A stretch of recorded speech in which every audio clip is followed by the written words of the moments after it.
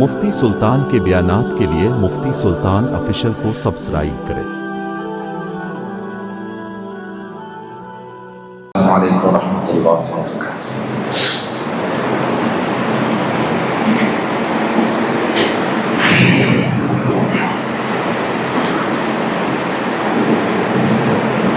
الحمد للہ نحمده ونستعینه ونستغفره ونؤمن به ونتوکل علیہ ونعوذ باللہ من شرور انفسنا ومن سیئات اعمالنا من يهده الله فلا مضل له ومن يضلله فلا هادي له ونشهد أن لا إله إلا الله وحده لا شريك له ونشهد أن سيدنا وسندنا وحبيبنا ومولانا محمدا عبده ورسوله أما بعد فقد قال الله تبارك وتعالى في القرآن المجيد والفرقان الحميد أعوذ بالله من الشيطان الرجيم بسم الله الرحمن الرحيم يا أيها الذين آمنوا اتقوا الله حق تقاته ولا تموتن إلا وأنتم مسلمون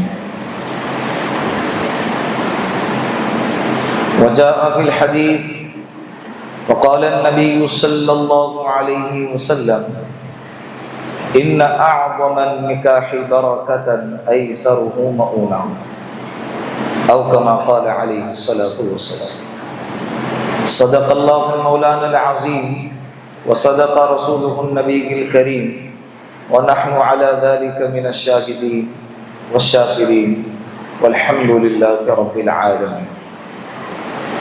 پیار محبت کے ساتھ ایک مرتبہ پیارے آقا جناب رسول اللہ صلی اللہ علیہ وسلم کے ذات اقدس پر درود پاک کا نذرانہ پیش کریں۔ اللہم صلی علی محمد فی اول کلامنا اللہم صلی علی محمد فی اوسط کلامنا اللہم صلی علی محمد فی آخر کلامنا۔ گزشتہ جمعہ کو آپ حضرات کے سامنے جس فتنے کا، جس خطرے کا، جس نقصان کا جو امت مسلمہ پر ہو رہا ہے اس کا تذکرہ کیا تھا۔ یہ آج کا جمعہ اسی کڑی کے ساتھ جڑا ہوا ہے۔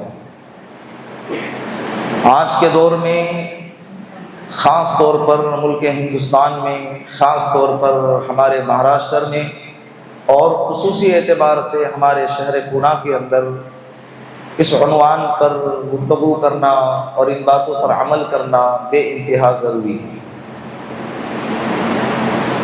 اس لیے کہ جس تیزی کے ساتھ فتنہ ارتداد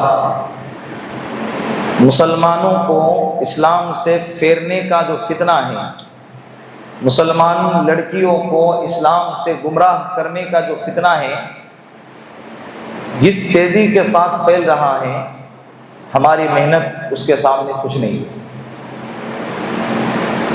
آئے دن خبریں آ رہی ہیں، آئے دن سننے کو مل رہا ہے۔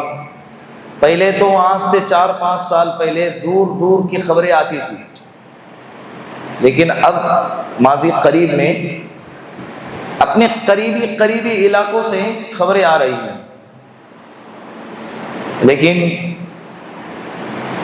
اگر ہم ہمارے معاشرے میں نظر ڈالتے ہیں تو اس کے مقابلے میں ہماری طرف سے محنت کچھ بھی نظر نہیں آتی، سوائے چرچا کرنے کے، سوائے چائے کے ہوٹلوں پر ایک دوسرے سے اپنے دل کا حال بیان کرنے کے، اس کے علاوہ کوئی ایکٹیویٹیز نظر نہیں آتی۔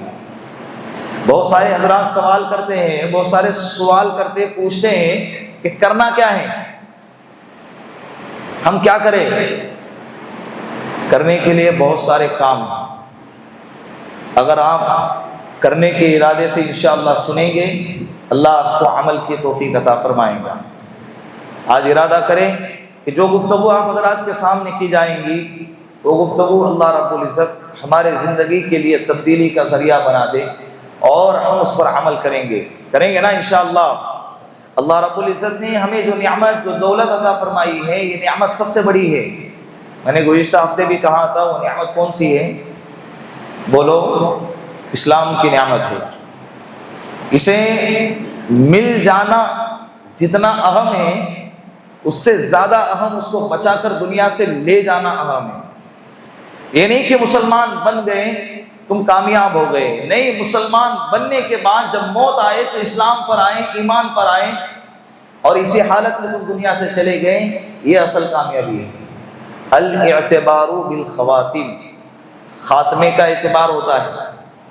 ابھی خطبے میں نے آپ کے سامنے جو آیت تلاوت کی، اس میں اللہ یہی کہہ رہا ہے، یا ایھا الذین آمنوا اتقوا اللہ حق تقاتہ ولا تموتن الا وانتم مسلمون۔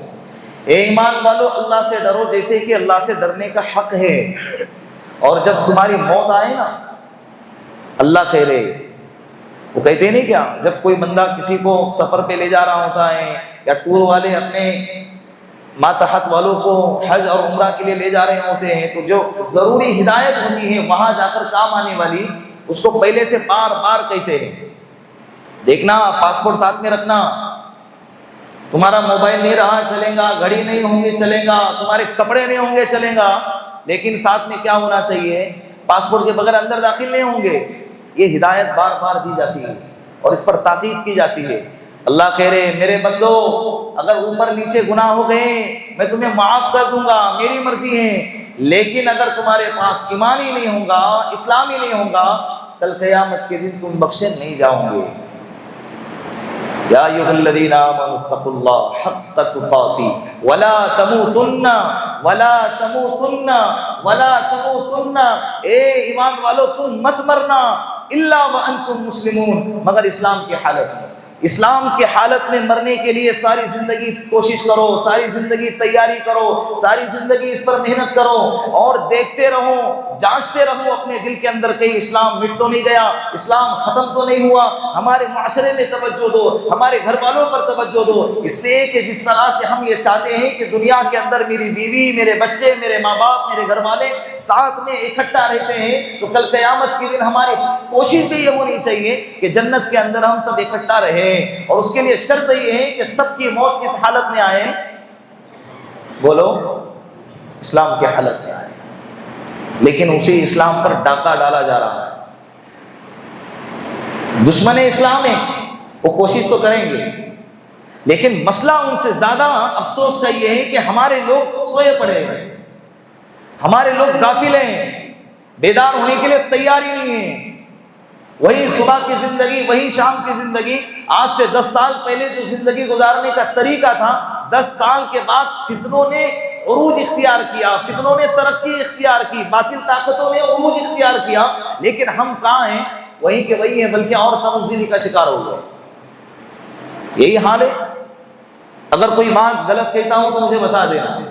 معاشرے کے اندر جو برائیاں چل رہی ہیں، یہ علماء کرام کے سامنے لوگ آ کے بتاتے ہیں، کتنے لوگوں کے گھروں کے، کتنے خاندانوں کے تباہی کے داستان علماء کے سینوں میں دفن ہوتے ہیں، ان کی آنسوؤں کے سیلاب علماء کے سینے میں دفن ہوتے ہیں، اس کے بعد جا کے کرسیوں پر آ کر وہ آپ کے سامنے ولولاتے ہیں، آپ کے سامنے بلبلاتے ہیں، آپ کے سامنے چلاتے ہیں، تاکہ کسی طرح سے سدھار آ جائے، کسی طرح سے بگاڑ ختم ہو جائے، کسی طرح سے فتنوں سے بچ جائیں۔ تو یہ ہم سب کی ذمہ داری ہے کہ ہم سب مل کر اس فتنے کو روکیں گے نا انشاءاللہ۔ میرے اپنے تنگ نظر، میرے اپنے کن ذہن کے اندر، میرے اپنے گنہگار دل اور دماغ کے اندر جو ہیں کچھ تدبیریں آئی ہیں جو میں آپ لوگوں کے سامنے رکھنا چاہتا ہوں۔ اگر امت مسلمہ ان تدبیروں پر انشاءاللہ عمل کریں گی، اللہ رب العزت اس فتنوں سے امت مسلمہ کی 100% حفاظت کرے گا۔ سب سے پہلی وجہ، بات کو مختصر کر دیتا ہوں، اس لیے کہ آدھے پونے گھنٹے کے اندر اتنے لمبے عنوان کو، اتنے اہم عنوان کو عام حضرات کے سامنے بیان کرنا ممکن نہیں ہے، اس لیے جو غیر ضروری چیزیں ہیں میں آپ کے سامنے سے اس کو نکال دیتا ہوں، ضروری چیزوں کو بیان کرنے کی کوشش کروں گا۔ سب سے پہلی چیز جو امت مسلمہ کے اندر بگاڑ کی وجہ سے آج باطل طاقتوں کی نیتیں اور ان کے ارادے مضبوط ہو گئے ہیں مسلمان لڑکیوں کو اپنے طرف مائل کرنے کے لیے، اور وہ ہیں نکاح میں تاخیر۔ کیا ہے؟ بولو، نکاح میں، ادھر توجہ دیں، نکاح میں تاخیر، نکاح میں دیری۔ ہمارے قوم کی لڑکیاں، قوم کے لڑکے جس عمر میں نکاح ہونا چاہیے تھا اس عمر میں نکاح نہیں ہو رہا ہے، جس کی وجہ سے نکاح کے اندر کیا ہو رہی ہے؟ تاخیر ہو رہی ہے۔ 25 سال لڑکی ہو گئی، 30 سال ہو گئی، پھر بھی ابھی تک اس کا نکاح نہیں ہو رہا ہے، جس کی وجہ سے باطل طاقتوں نے اپنے باہیں پھیلا دیے۔ اس لیے کہ نیچر، فطرت، اور جو اللہ رب العزت نے انسان کے مرد ہو یا عورت، لڑکا ہو یا لڑکی، اس کے سینے میں اللہ نے جو خواہشات دبا کے رکھی ہیں، خواہشات کو اللہ نے فٹ کیا ہوا ہے، اس کا تو کوئی انکار نہیں کر سکتا۔ وہ اپنے عمر پر، اپنے وقت پر تو ظاہر ہوں گی۔ اگر اس کو حلال طریقہ نہیں ملا تو حرام طریقے کی طرف جائیں گا، حلال راستہ نہیں دیا گیا تو حرام راستے پر جائیں گے۔ یہی ہے نا، اللہ کے رسول صلی اللہ علیہ وسلم نے فرمایا کہ جب بچہ پیدا ہو جائے اس کے کان میں اذان دو، جب بولنے لگے تو اللہ کا نام بلواؤ، اور جب 7 سال کا ہو جائے تو اس کو نماز کی تلقین کرو، 10 سال پہ نہ پڑھنے پر ہلکی سی مار مارو، اور جب 10 سال کے ہو جائیں تو بھائی بہنوں کا بستر الگ کر دو، اور جب بالغ ہو جائیں تو اپنے بچوں کا نکاح کرا دو۔ حضرت پیر ذوالفقار صاحب نقشبندی دامت برکاتہم العالیہ فرماتے ہیں کہ جتنا اللہ کے رسول صلی اللہ علیہ وسلم نے انسان کے فتنوں کو، انسان کے نفسوں کو، انسان کے مزاج کو سمجھا ہے، اتنا آج تک کسی نے نہیں سمجھا ہے۔ ہم کہتے ہیں کہ ابھی تو بچہ ہے، داڑھی کے بال نہیں پھٹے اس کے، یہ جملہ اختیار کرتے ہیں، حالانکہ ان کا بیٹا ڈنگرا 25 سال کا ہو گیا، لیکن اس کے باوجود باپ کے زبان پر کیا جملہ آتا ہے؟ ابھی تو بچہ ہے۔ لڑکی عمر کے اعتبار سے آگے بڑھ رہی ہیں، لیکن اس کے باوجود ماں باپ کو کوئی فکر ہی نہیں ہے، جس کی وجہ سے ایسے حالات پیدا ہوتے ہیں۔ اسی لیے اپنے بچوں کا نکاح وقت پر کرنے کی کوشش کرے، اور جو مناسب رشتہ ہیں دیندار دیکھ کر اس کا نکاح کرا دیا جائے، یہ بے انتہا ضروری ہے، ورنہ معاشرہ دیکھے کیسے تباہی کے دہانے کی طرف جا رہا ہے۔ دوسری وجہ جو میرے ذہن میں آتی ہے، دوسری وجہ جو میرے ذہن میں آتی ہے وہ یہ ہے، ارتداد کا جو فتنہ پھیل رہا ہے، اس کی وجہ یہ ہے کہ ہم نے نکاح کو مشکل بنا دیا ہے۔ ایک تو نکاح کو جلدی کرو، اور دوسرا نکاح کو آسان کرو۔ زنا آج آسان ہو گیا ہے اور نکاح مشکل ہو گیا ہے۔ یہی ہے نا، چاہے وہ کتنا ہی دیندار ہو آج، لیکن معاشرے نے اس معاملے کو اتنا تنگ بنا کے رکھا ہوا ہے، اتنا مشکل بنا کے رکھا ہوا ہے کہ جب بات ان کے بیٹیوں کی نکاح کی اور ان کے بیٹوں کی نکاح کی آتی ہے، وہاں انسان اپنے غیرت کو بھول جاتا ہے، اپنے تہذیب کو بھول جاتا ہے، اپنے دینداری کو بھول جاتا ہے، اپنے تعلیمات کو بھول جاتا ہے، اللہ کے رسول صلی اللہ علیہ وسلم کے طور طریقے کو، ان کے بتائے ہوئے تعلیمات کو بھول جاتا ہے، جس کے نتیجے میں آج یہ فتنہ ہمارے سامنے کیا کر رہا ہے؟ دندناتے ہوئے پھر رہا ہے۔ نکاح کو آسان کرو۔ کل مجھے ایک نے رپورٹ بتایا کہ اتنا معاملہ سنگین ہو گیا ہے مفتی صاحب کہ صبح کے وقت میں ایک دوسرے سے ملاقات ہوتی ہے، نمبر ایک دوسرے سے تبادلہ ہوتا ہے، رات میں زنا ہوتا ہے۔ رات میں کیا ہوتا ہے؟ ایسے نکاح کیوں نہیں ہوتا ہے؟ صبح میں لڑکی دیکھی، پسند آ گیا، رات میں نکاح ہو گیا، یہ کیوں نہیں ہو رہا ہے؟ یہ جب یہ نہیں ہو رہا ہے، اس کے لیے زنا کیا ہو گیا ہے؟ آسان اور سستا ہو گیا ہے، کہ جس کی وجہ سے بارشیں رک رہی ہیں، اناج کے اندر خرابیاں پیدا ہو رہی ہیں۔ یہ فصلوں کی خرابی تو چھوڑو، کہیں نہ کہیں اس کی کمی پوری ہو جائیں گی، لیکن یہ جو نسلوں کی خرابی پیدا ہو رہی ہے، اس کا خمیازہ کب پورا کریں گے؟ اس کی کمی کب پوری کریں گے؟ یہ ہو رہا ہے نہیں ہو رہا ہے؟ معاشرے کے اندر بے حیائی پھیل رہی ہے نہیں پھیل رہی ہے؟ بتاؤ، ہال بک کرنے جب جاتے ہیں لاکھوں کا خرچہ، کیوں کر رہے ہیں ہالوں کے اندر نکاح؟ مت کرو۔ اور جب بات آتی ہے نکاح کی تو ایسے وقت میں ہلدی ہے، مہندی ہے، رجاقہ ہے، لوگوں کو دعوت دینا ہے، بنگڑیاں پلانا ہے، ساڑیاں پلانا ہے، اس کو بلانا ہے، اس کو بلانا ہے، یہ پورے خاندان کو دعوت دینے کے چکر میں لاکھوں کا خرچہ ہو جاتا ہے۔ اللہ کے رسول صلی اللہ علیہ وسلم صحابہ کی نظر میں ان کے ماں باپ سے بھی زیادہ عظمت رکھتے تھے، لیکن حضرت عبد الرحمن ابن عوف رضی اللہ عنہ نے نکاح فرمایا، اللہ کے رسول کو نہیں بلایا، اللہ کے رسول کو خبر ہی نہیں، بدن پہ کپڑے پہ نکاح کا نشان دیکھا، خوشبو مائل نکاح نشان دیکھا، اللہ کے رسول نے فرمایا اے عبد الرحمن کیا نکاح فرما لیا؟ حضرت عبد الرحمن نے فرمایا کہ جی یا رسول اللہ میں نے نکاح کیا ہے۔ اللہ کے رسول نے نہ تانا دیا، نہ لعن طعن کیا، نہ ناراض ہوئے، نہ غصہ ہوئے، بلکہ اللہ کے رسول نے دعا فرمائی بارک اللہ لکم علیک جمع بینکما بالخیر، اور پھر آگے سے فرمایا ولیمہ کیا؟ حضرت عبد الرحمن بن عوف نے فرمایا کہ نہیں کیا، اللہ کے رسول نے فرمایا اولم ولو بشاۃ، ولیمہ کرو اگرچہ ایک بکری کیوں نہیں ہوتی ہے۔ فداک ابی و امی، ایک کام اللہ کے رسول سے پوچھے بغیر نہیں کرتے تھے۔ یہ وہ ہستیاں ہیں، نکاح ہو رہا ہے لیکن اللہ کے رسول کو بلا نہیں رہے، اتنا مشکل بنا دیا ہے نکاح کو۔ ہے کہ نہیں؟ غلط کہہ رہا ہوں؟ بیٹی پیدا ہو گئی، 10 لاکھ کا پورا لسٹ اس کے دماغ میں آتی ہے، اب کیا کروں، اب کیا کروں؟ بیٹے کا بھی یہی حال ہے۔ ولیمے کے لیے ولیمہ سنت ہے نا، تو سنت کا ایک طریقہ ہوتا ہے، سنت کا نام لے کر وہ طریقے سے ہٹا دیا گیا ہے امت کو، اور امت ہٹ گئی ہے۔ ولیمہ سنت ہے نا، سنت کے نام پر لاکھوں کا مجمع اکٹھا کرنا سنت نہیں ہے۔ اللہ کے رسول صلی اللہ علیہ وسلم کے 11 نکاح ہوئے، 11 ولیمے ہوئے، 11 طریقے ہمارے سامنے ہیں۔ ایک ولیمہ تو ایسا بھی ہے، اللہ کے رسول نے فرمایا او صحابہ آ جاؤ، جس کے پاس جو کھانے کو ہے لے آؤ، دسترخوان بچھاؤ اور کھاؤ۔ کھانے کے بعد کہا کہ یہ تمہاری اماں حضرت جویریہ کا نکاح ولیمہ ہے، پنیر لے کر آئے، کسی نے کھجور لے کر آئے، کھا لیے۔ لوگ کیا کہیں گے، جس کو جو کہنا ہے کہتے رہے۔ مرنے کے بعد قبر میں لوگ نہیں آئیں گے جواب دینے کے لیے، میدان محشر میں اللہ کے سامنے جب کھڑے ہوں گے نا، جب لوگ نہیں آئیں گے۔ لڑکیاں ارتداد کا شکار ہو رہی ہیں، اسلام کو چھوڑنے پر مجبور ہو رہی ہے، غیروں کے بستر کی زینت بننے پر مجبور ہو رہی ہے۔ اس کی وجہ کوئی اور نہیں، اس کی وجہ ہم ہیں۔ اس کی وجہ کون ہے؟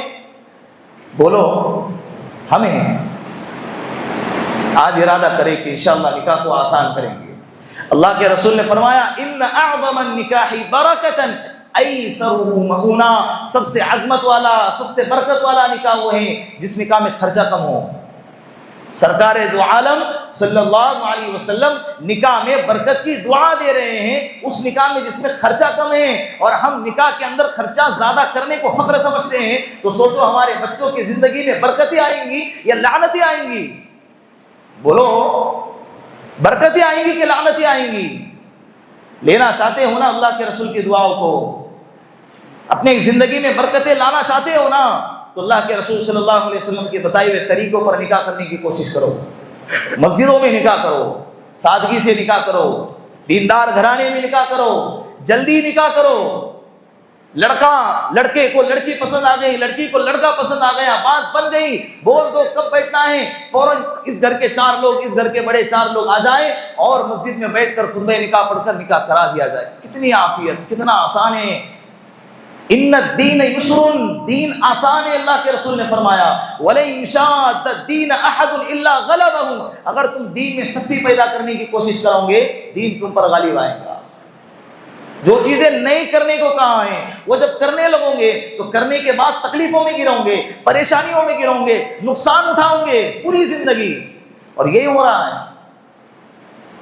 کیا نکاح کیا اس نے، 12-13 ڈش تھے، کھانا نکاح ہونے کے بعد 1000 لوگوں کا کھانا پھینکنے میں جاتا ہے۔ اللہ کے رسول نے فرمایا برتن کو صاف کر کے کھایا کرو، اس لیے کہ وہ برتن کی دعا دیتا ہے۔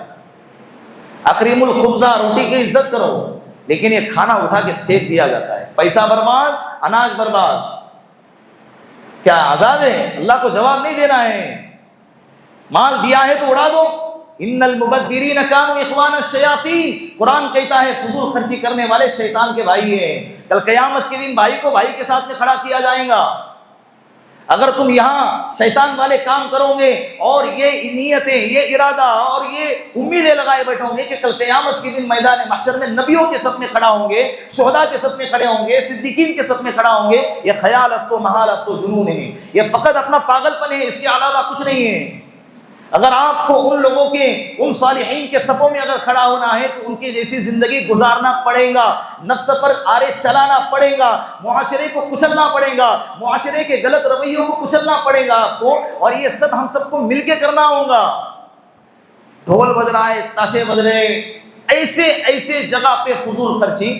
ہال کا ریٹ 1 لاکھ وہ الگ، اس کا ڈیکوریشن 1-1.5 لاکھ میں جاتا ہے۔ ڈیکوریشن سے اور نکاح سے کیا لینا دینا ہے؟ کیا اس کے بغیر نکاح نہیں ہوتا ہے؟ بتاؤ نا، مہر کتنا؟ 6,600 7,786 روپے مہر کتنا لگا دیتے ہیں، جو واجب ہے، جو بیوی کا حق ہے، جو عورت کا حق ہے، وہاں کتنا؟ جوتے کا ریٹ 10,000 سے زائد ہے، 20,000 سے زائد ہے۔ جو سوٹ پہنا ہے وہ 20-30 ہزار روپے کا ہے، لیکن جب بات مہر کی آتی ہے تو کتنا لگاتے ہیں؟ 7,786 روپے لگاتے ہیں۔ اور وہ بھی 4 لوگ ایک دوسرے کا جیب تلاش کرتے ہیں وہ ٹائم پہ، ابا کے پاس ہے کیا، چاچا کے پاس ہے کیا، ماموں کے پاس ہے، دلہا بیچارہ ایسی گردن جھکا کر بیٹھا ہوا ہے۔ یہ ہمارے معاشرے کا حال ہے۔ جہاں خرچہ کرنا ہے وہاں نہیں کریں گے، لیکن جہاں نہیں کرنا ہے وہاں گلائیں گے۔ اللہ حساب لے گا، ایک ایک پل کا، ایک ایک پائی کا اللہ حساب لے گا۔ تو دوسرے نمبر پر جو چیز ہے، نکاح کو آسان کرو۔ خدا را میں بہت سنگین حالات کو آپ کے سامنے رکھ رہا ہوں۔ دیکھیں امت مسلمہ کہاں جا رہی ہے۔ جو خبریں آتی ہے نا، جب ان کے ماں باپ سے کہا جاتا ہے تو کہتے ہیں کہ ہماری بیٹی ایسی نہیں ہے، ہماری بہن ایسی نہیں ہے، آپ کیا کر رہے ہو؟ ٹھیک ہے ہم مان لیتے ہیں تمہاری بہن، تمہاری بیٹی ایسی نہیں ہے، پھر جو ہمارے پاس خبریں آتی ہیں وہ کہ بارش کے قطروں سے نیچے گری ہے، یا زمین سے اگنے والے اناج سے پیدا ہوئی ہیں، یا فرشتے آ کر ان کو چھوڑ کر گئے ہیں، وہ کس کی خبریں آ رہی ہیں؟ پھر ہر روز ایک مسلمان لڑکی کو اغوا کیا جا رہا ہے، ہر روز مسلمان لڑکیوں کو مرتد بنایا جا رہا ہے، اور وہ بھی آسانی سے بن رہے ہیں۔ دوسری وجہ، بات بہت ہے لمبی کرنے کے لیے اور مختصر کر دیتا ہوں۔ دوسری وجہ نکاح کو آسان کرو۔ تیسری وجہ جس کی وجہ سے معاشرے کے اندر مسلمان لڑکیاں خاص طور پہ مرتد ہو رہی ہے، اس کی یہ ہے جہیز کی لعنت۔ مالدار گھرانے کا لڑکا ہوگا نا، پھر بھی بغیرت ہوگا کہ نکاح کے موقع پر لڑکی والوں سے آنے کی امید رکھے گا، یہ ملے گا وہ ملے گا۔ بھکاری ہے، رہنے کے لیے پلنگ، سونے کے لیے پلنگ نہیں ہے، جس گھر میں رہتا ہے اس گھر میں پنکھا نہیں ہے، پھر بیٹی کے باپ سے آنے کی امید کیوں لگا رہا ہے؟ یہ حرام ہے۔ جہیز ایک اب طریقہ بدلا ہوا ہے، جہیز کے لینے کا کیا ہے، ہم مانگ تھوڑی رہے، اگر وہ خوشی سے دیتے ہیں تو ان کی مرضی ہے، اور جب نہیں دیں گے تو پورے خاندان میں، پورے معاشرے کے اندر، سوسائٹی میں اس کو بدنام کر کے رکھ دیں، اور پوری زندگی بیٹی کو، بہو کو تانے، تیرے باپ پر تو بوجھ بنی ہوئی تھی، اس کے لیے تیرے باپ نے تجھے بغیر جہیز کے ہمارے حوالے کیا، ہم نے نہیں کہا تھا تو دل سے دینے نہیں آتا۔ یہ جملے ہیں کہ ہم بے غیرت ہیں، ہم منہ سے مانگیں گے۔ ہاں تم بے غیرت ہو، جو کیا ہے مانگنے کا یہ دوسرا طریقہ اختیار کیا ہوا ہے، بہو کو ٹارچر کرنے کا۔ یہ جہیز کی لعنت کی وجہ سے آج لڑکیاں گھروں میں پڑی ہوئی ہیں، ان کی عمریں نکل جا رہی ہیں، لیکن ان کو رشتے نہیں آ رہے ہیں، آ تو رہے ہیں، لیکن جب گھر دیکھتے ہیں، بیٹیوں کے ماں باپ کا رہن سہن دیکھتے ہیں، بیٹیوں کا جب گھر دیکھتے ہیں تو 2 قدم پیچھے ہٹا لیتے ہیں، ان کے گھر سے کچھ ملنا نہیں ہے۔ اللہ کے رسول صلی اللہ علیہ وسلم جب پیدا ہوئے تو قبیلے بنو حوازن سے بہت ساری مائیں آئی تھی بچوں کو لینے کے لیے مکہ المکرمہ میں، ساری عورتوں نے اللہ کے رسول کے گھر کا چکر لگا کے آگے بڑھ گئی، یہ تو یتیم ہے، یہاں سے کیا ملنا۔ لیکن جب حضرت حلیمہ رضی اللہ عنہا کا نمبر آیا تو انہوں نے اللہ کے رسول صلی اللہ علیہ وسلم کو سینے سے لگا لیا، ساری عورتوں کو تاریخ نے مٹا دیا، ساری عورتوں کو تاریخ نے بھلا دیا۔ ایک عورت آج تک تاریخ یاد کرتی ہے اور انشاءاللہ قیامت تک یاد کرتی رہیں گی، اس عورت کا نام کیا ہے؟ بولو، حضرت حلیمہ سعدیہ رضی اللہ۔ غریب کو غریب سمجھ کے چھوڑ دیتے ہو، ہے نا؟ کل قیامت کے دن گریبان کس کا پکڑیں گی؟ حضرت مولانا کلیم صدیقی صاحب دامت برکاتہم العالیہ کے پاس ایک عورت کا، ایک بچی کا خط آیا، ایک لڑکی کا، کہنے لگی، اس خط کے اندر اپنے درد کو بیان کر رہی ہے، کہنے لگی مولانا ہمارے ابا کے 4 بیٹیاں ہیں اور چاروں کی چاروں الحمدللہ خوبصورت ہے، لیکن کئی سال ہو گئے ہم نے اپنے والدین کے چہرے پر مسکراہٹ اور ہنسی نہیں دیکھی ہے۔ ایک رات تو ابا کے سسکیوں کی آواز سن کر میری آنکھ کھل گئی، تو ابا اللہ کے سامنے کہہ رہے اللہ یہ میری بیٹیاں مجھ پر عذاب بن گئی، یہ کب مجھ سے چھوٹیں گی۔ اس کے آگے کا جملہ سن لینا، وہ کہتے ہیں مولانا کیا ایسے حالت میں بھی مجھ پر خودکشی کرنا حلال نہیں ہے؟ او میرے نوجوانوں، کہاں جا کر پھیڑوں گے اس امت کے درد کو؟ کل قیامت کے دن اگر اس کو کسی غیر نے ہاتھ تھام لیا نا، اور خدا نہ خواستہ اگر اس نے خودکشی کر لی نا، اللہ کے سامنے ہمارا گریبان پکڑے، اللہ مجھ میں کیا قصور تھا؟ اللہ میں تو نکاح کرنا چاہتی تھی لیکن نوجوانی نہیں مجھے قبول کرتے تھے، اسے مال چاہیے تھا، اسے گاڑی چاہیے تھا، اسے جہیز چاہیے تھا، اسے اچھا گھرانہ چاہیے تھا۔ اللہ میرا کیا قصور تھا؟ تو نے مجھے اس گھرانے میں پیدا کیا، میں غریب گھرانے میں پیدا ہوئی، مجھ میں تو اختیار نہیں تھا، میرا کوئی اس میں اختیار نہیں تھا، پھر مجھے کیوں اتنا روکا گیا؟ اللہ میں خودکشی کرنے پر مجبور ہو گئی، اللہ میں غیر کے ہاتھ پر بکنے پر مجبور ہو گئی، میرا کوئی قصور نہیں۔ اللہ اگر قصور ہے تو ان نوجوانوں کا ہے، کہاں جاؤں گے؟ کہاں پیڑوں گے؟ بتاؤ۔ خدا را اللہ نے آپ کو اگر مال دیا ہے، غیرت دی ہے، جو نوجوان آ کر کہتے ہیں نا، جو نوجوان آ کر کہتے ہیں کہ مولوی صاحب میں نے ایک برقعے والی کو کسی غیر کے پیچھے بیٹھ کر دیکھا، میرے تن بدن میں آگ لگ گئی، اتنی ہی غیرت ہے نا، الحمدللہ یہ غیرت کی بات ہے، لیکن اگر تجھ میں حقیقت میں غیرت ہے تو نکاح کے وقت میں اپنے ماں باپ سے کہہ دیتا کہ اماں مجھے ایسی بیٹی سے نکاح کرنا ہے جو بغیر جہیز کے میرے گھر میں آئیں گی، مجھے جہیز نہیں چاہیے۔ وہاں پر تو تیری زبانیں سل جاتی ہیں، غیرت سو جاتی ہے، وہاں پر آتما تیری مر جاتی ہے، وہاں کہاں اس وقت میں کہاں جاتی ہے تیری غیرت؟ کیا کرے میری امی نے مجبور کیا، کیا کرے میرے ابا نے مجھے مجبور کیا۔ ہلدی کے منڈپ میں جا کے بیٹھتا ہے گلے کے جیسا اور بالکل مکہ ہے اور کوئی کچھ بول نہیں رہا ہے، اوپر سے ہلدی ڈال رہے۔ ہلدی کی رسم حرام ہے، ہلدی اس وقت میں لگائی جاتی تھی جہاں سے ابتدا ہوئی ہے نا، وہ ابتدا اس لیے ہوئی ہے کہ بھائی دلہا کالا تھا، اس کو گورا کرنا تھا، اس کے لیے ہلدی لگائی نہیں گئی۔ یا کالا ہو، گورا ہو، امیر ہو، لڑکا ہو، لڑکی ہو، اور دلہا تو سائڈ میں رہ گیا، اس کے ارد گرد کے رشتہ دار کیا کر رہے ہیں؟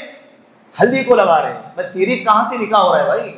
دادی اماں بھی ہلدی لگا رہی، ہلکا سا وہی رسم پوری کرنا ضروری ہے، ڈال کے ہلکا سا چپکا دیتی ہے۔ یہ ہندوانہ رسم ہے۔ من تشبہ بقوم فہو من، جو کسی قوم کی مشابہت اختیار کرے گا کل قیامت کے دن اللہ اس کو اسی میں اٹھائے گا۔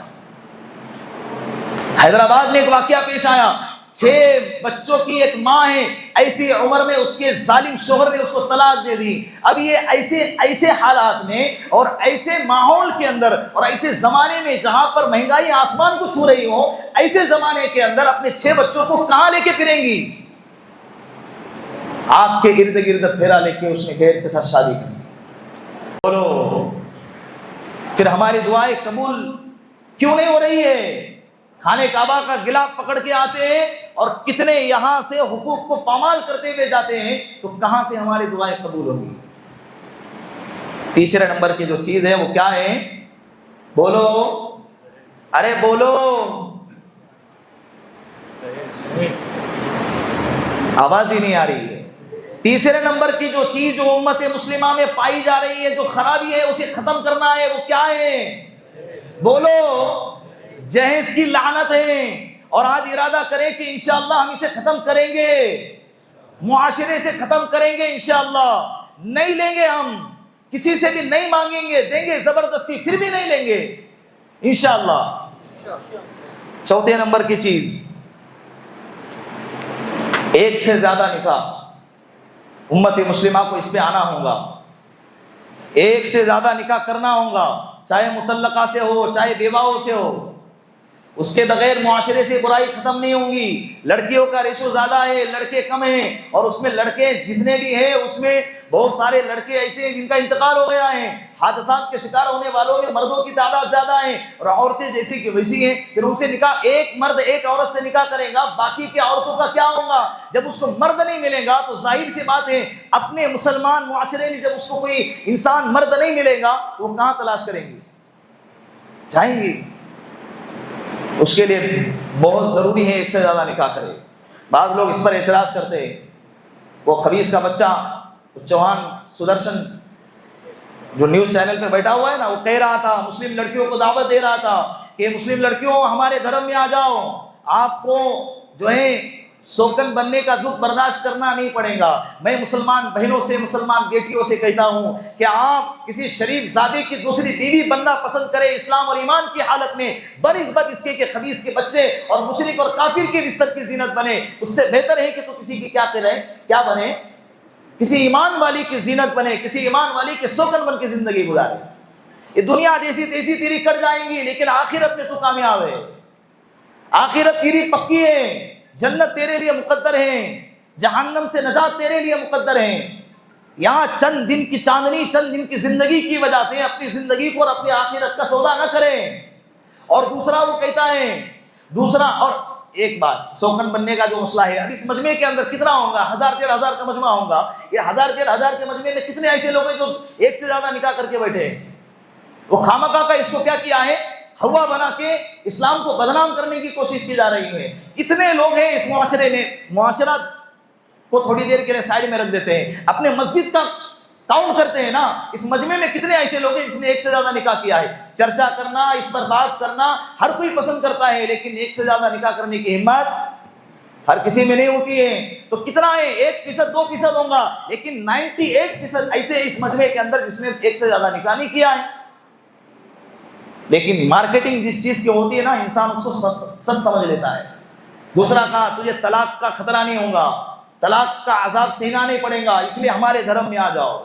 मैं कहता हूँ, ए मेरी बहन, ए मेरी बेटी, इस कौम की बेटी, मैं उससे कहता हूँ कि तुझे तलाक का जो अजाब है, तलाक का जो दर्द है, वो जो जैसे बता रहा है, ये आसान है इस बनिस्बत इसके कि उनके धर्म के अंदर तलाक का ऑप्शन तो नहीं है, लेकिन धड़ाधड़ खुदकुशी के वाकयात पेश आ रहे हैं, इसलिए कि इसके इस मखनचू के साथ मेरे घर वालों ने बांध दिया है, अब तलाक तो लेना नहीं है, तलाक ये देगा नहीं, इसलिए कि हमारे धर्म में है ही नहीं, तो करना क्या है, हम घुट-घुट के जिंदगी जी तो नहीं सकते हैं। फिर बिल आखिर क्या होता है, खुदकुशी करके दुनिया से चले जाते हैं। और तलाक के ऊपर बड़ी तफसीली गुफ्तगू कई दफा हो चुकी है।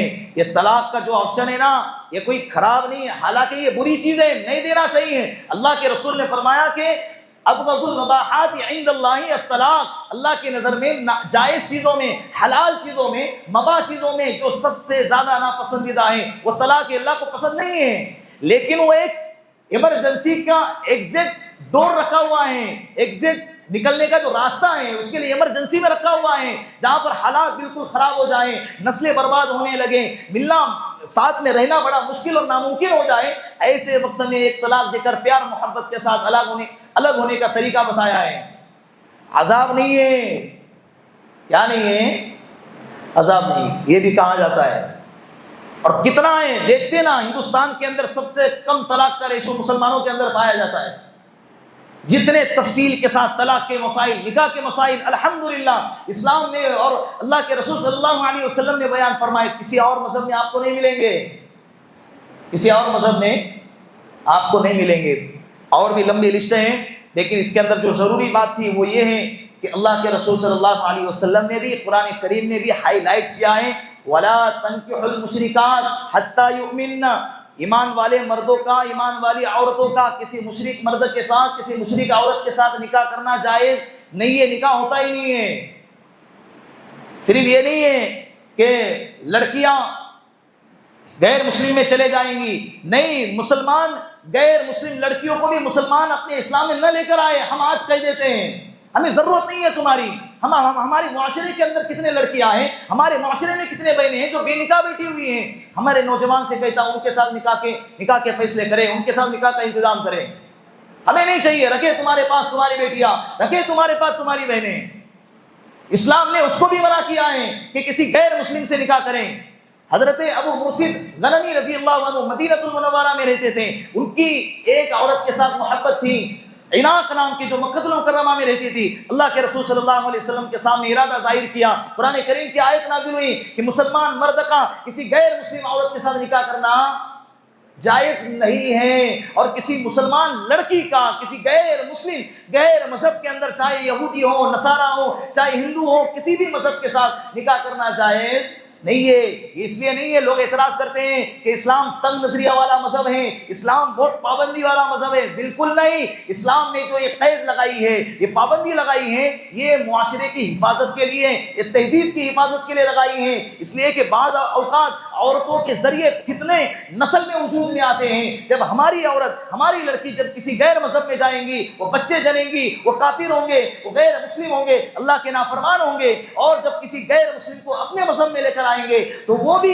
اپنی تہذیب کے مطابق اپنے بچوں کی پرورش کریں گی. یہ بچوں کی تہذیب کی حفاظت کی خاطر اسلام نے یہ حکم لگایا ہے. اور یہ صرف مسلمانوں میں نہیں ہے، یہ غیر مسلم کے اندر بھی ہے، بلکہ ان کے یہاں پر تو ہم سے زیادہ ایک قدم نیچے ہے. وہ ذات پاک کے، ایک ذات کا بندہ دوسرے ذات کے بندی کے ساتھ نکاح نہیں کر سکتا. مذہب کے اعتبار سے تو بات بہت دور کی رہی. ہم تو صرف مذہب کی قید لگاتے ہیں، اور خاندان کوئی بھی ہو، شیخ ہو، پٹھان ہو، باغوان ہو، سید ہو، ہاشمی گھرانے کا ہو، کوئی بھی گھرانے کا خاندان ہو، بس لا الہ الا اللہ پڑھنے والا ہے، اس کے ساتھ نکاح کر دو. ہم یہاں پر کھلا چھوڑ دیتے ہیں، لیکن پابندی بس اسی لگا دیتے ہیں کہ مسلمان لڑکی کسی غیر مسلم کے ساتھ نہ جائیں. اس کے آگے بہت سارے عنوان ہے، زندگی باقی رہی، اللہ رب العزت نے زندہ باقی رکھا تو انشاءاللہ آئندہ جمعہ کو پھر کسی عنوان پر گفتگو ہوں گی. بہت ضروری ٹاپک ہے جو اس جمعہ کو ہونا چاہیے تھا، لیکن میں نے کہا نا کہ آدھے گھنٹے میں اتنے سنگین معاملات کو آپ حضرات کے سامنے بیان کرنا آسان نہیں ہے. آپ دعا کریں جو باتیں بیان کی گئی ہیں اللہ رب العزت ان باتوں پر ہم سب کو عمل کرنے کی توفیق عطا فرمائے. وآخر دعوانا ان الحمد للہ رب العالمین.